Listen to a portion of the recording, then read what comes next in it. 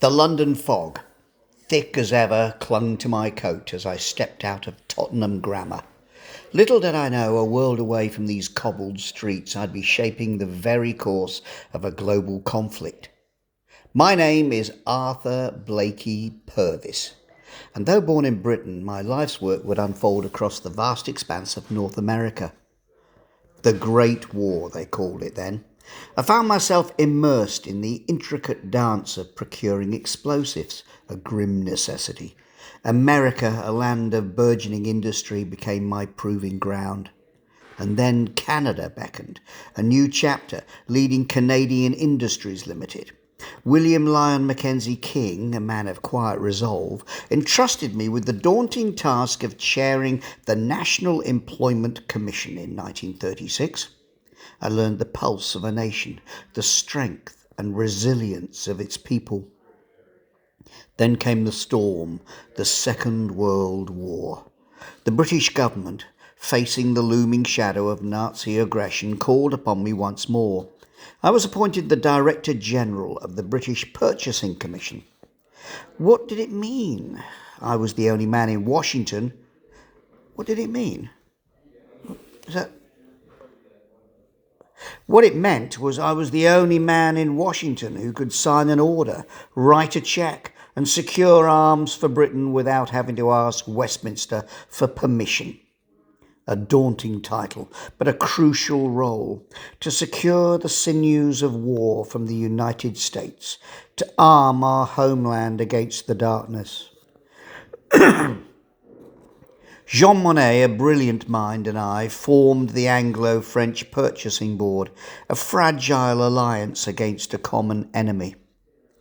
It became obvious that France would fall, a tragedy unfolding across the English Channel almost before our eyes. The weight of responsibility pressed down. Those French contracts, millions of dollars worth of vital weaponry, hanging in the balance. I seized them. Brazenly, I marched into the Pentagon with my checkbook and demanded those armaments for the British cause. I wrote the cheque for $612 million and then hoped that Westminster would transfer the funds. Then the delicate dance of negotiations. A faction of Congress wanted to stay neutral and out of the war. Eventually, I won them over with the Destroyers for Bases agreement, securing torpedo boats, aircraft and munitions, bartering with the very fabric of American neutrality. In 1941, as chairman of the British Supply Council in North America, my days were a whirlwind, a constant stream of meetings, negotiations and strategic decisions. Henry Morgenthau, as United States Secretary of the Treasury, one of the most important men in America, was my negotiating partner. He and I were kindred spirits, a man of unwavering resolve. Although representing different governments, we worked as one, two ministers in a single cabinet united by a common purpose.